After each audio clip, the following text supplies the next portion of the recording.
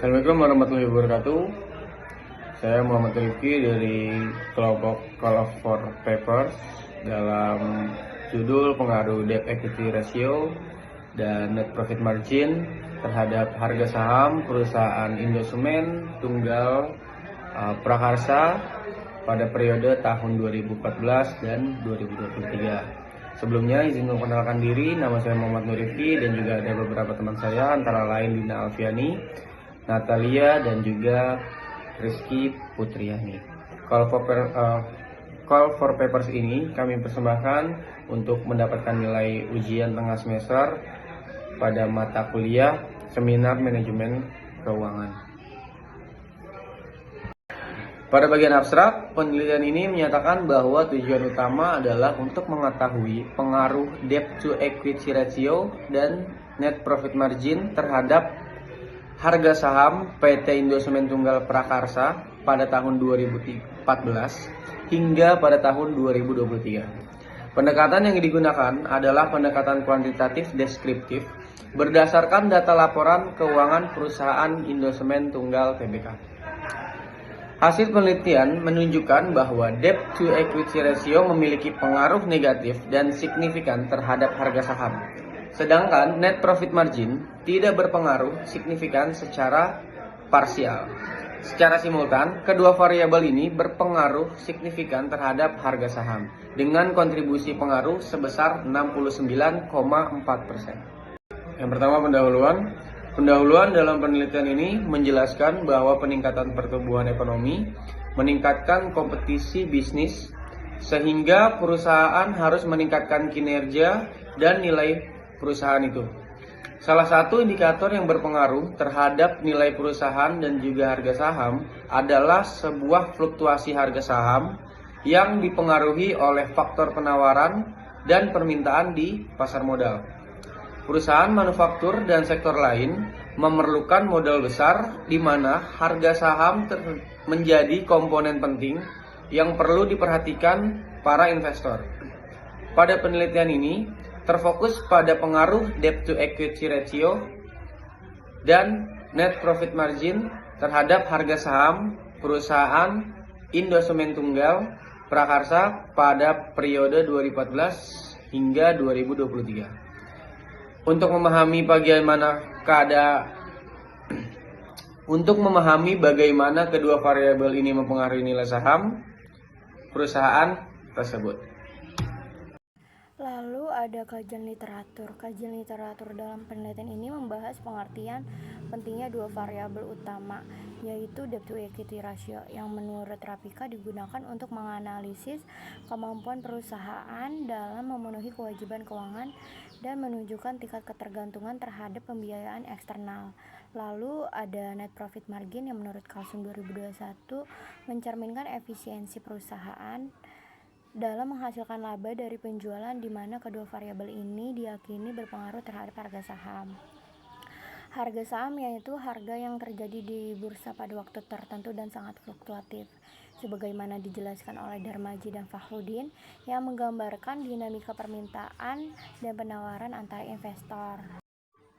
Metode penelitian yang digunakan adalah penelitian deskriptif kuantitatif. Pendekatan ini bertujuan untuk menjelaskan karakteristik variabel-variabel seperti DER, NPM, dan harga saham secara sistematif dan statistik. Data yang diperoleh berasal dari laporan keuangan perusahaan selama periode tertentu, dan analisis dilakukan menggunakan instrumen statistik dengan menggunakan program SPSS versi 25. Pendekatan ini memungkinkan peneliti untuk menguji pengaruh variabel independen terhadap variabel dependen secara kuantitatif.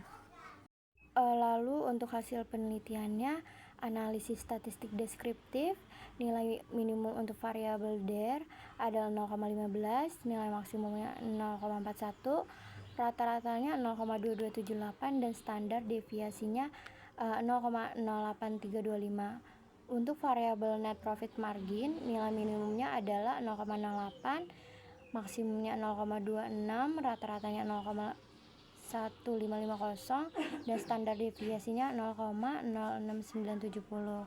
Sementara itu variabel harga sahamnya memiliki nilai minimum sebesar 9.400, nilai maksimumnya 25.000, nilai rata-ratanya 16.802,50 dan standar deviasinya sebesar 5413,838. Uji normalitasnya menggunakan metode Kolmogorov-Smirnov dapat menunjukkan bahwa nilai signifikan untuk Kolmogorov-Smirnov adalah 0,200. Ini berarti lebih besar daripada 0,5. Maka dapat disimpulkan bahwa data yang digunakan dalam penelitian ini secara normal didistribusikan data residu. Uji multikolinearitas. Nilai tolerance untuk DER dan NPM sebesar 0,690 dan FIF sebesar 1,448. Keduanya memenuhi syarat, sehingga tidak ada indikasi multikolinearitas dalam penelitian ini. Uji heteroskedasitas. Titik sumbu menunjukkan bahwa tidak ada distribusi pola dan pola data tertentu. Oleh karena itu, model regresi ditarik sebagai dinyatakan tepat dan dapat digunakan, karena tidak ada analisis data yang terjadi. Uji autokorelasi.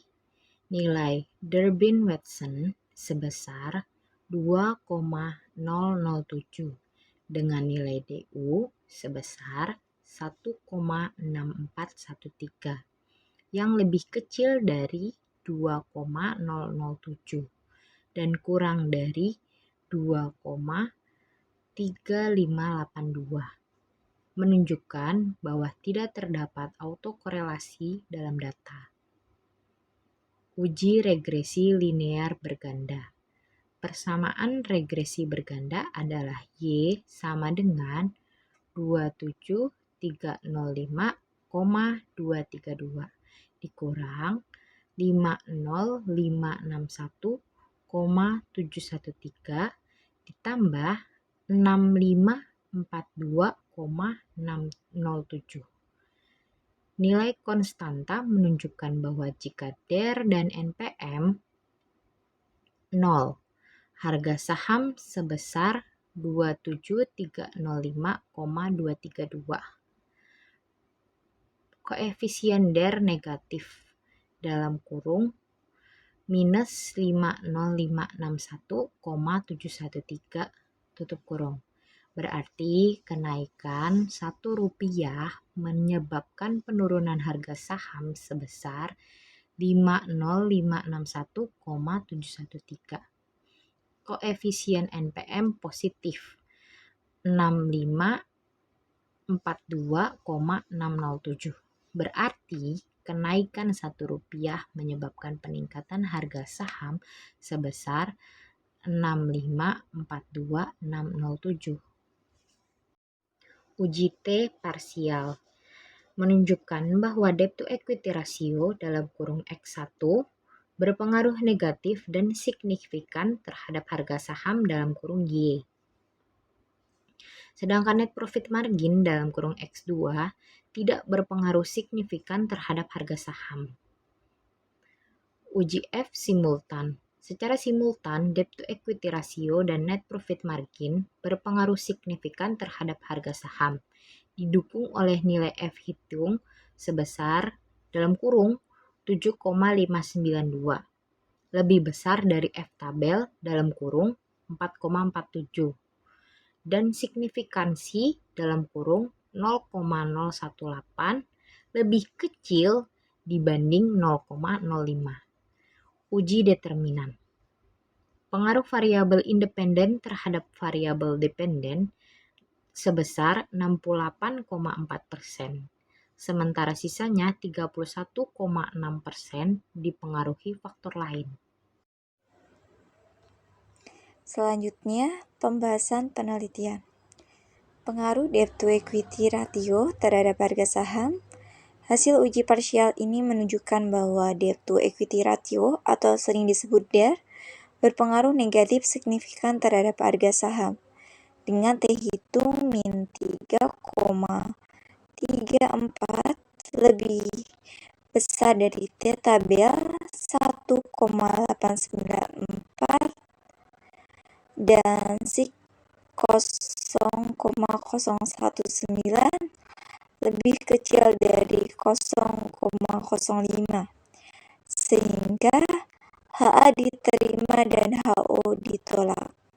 Sejalan dengan penelitian dari Teddy Pribadi, Joyka Yastri, Yanti Zebua, dan Patar Marbun 2024. Pengaruh net profit margin terhadap harga saham. Net profit margin tidak berpengaruh signifikan terhadap harga saham dengan T hitung 0,330 lebih kecil dari T tabel 1,89 dan SIG-nya 0,751 lebih besar dari 0,05 sehingga HA ditolak dan HO diterima dan didukung oleh penelitian dari Asep Muhammad Lutfi 2023. Pengaruh debt to equity ratio dan net profit margin terhadap harga saham. Hasil uji simultan ini menunjukkan F hitungnya 7,592 lebih besar dari F tabel 4,47 dan SIG-nya 0,018 lebih kecil dari 0,05 sehingga HA diterima dan HO ditolak. Yang berarti debt to equity ratio dan net profit margin secara simultan berpengaruh signifikan terhadap harga saham. Jadi kesimpulan dari presentasi hari ini, analisis laporan keuangan dari PT Indo Kemen Tunggal Prakarsa Tbk tahun 2024 sampai 2023 menunjukkan bahwa secara parsial debt to equity ratio berpengaruh negatif signifikan terhadap harga saham dan net profit margin tidak berpengaruh signifikan, namun secara simultan keduanya berpengaruh signifikan terhadap harga saham. Sekian presentasi dari kami, kurang lebihnya mohon maaf. Wassalamualaikum warahmatullahi wabarakatuh.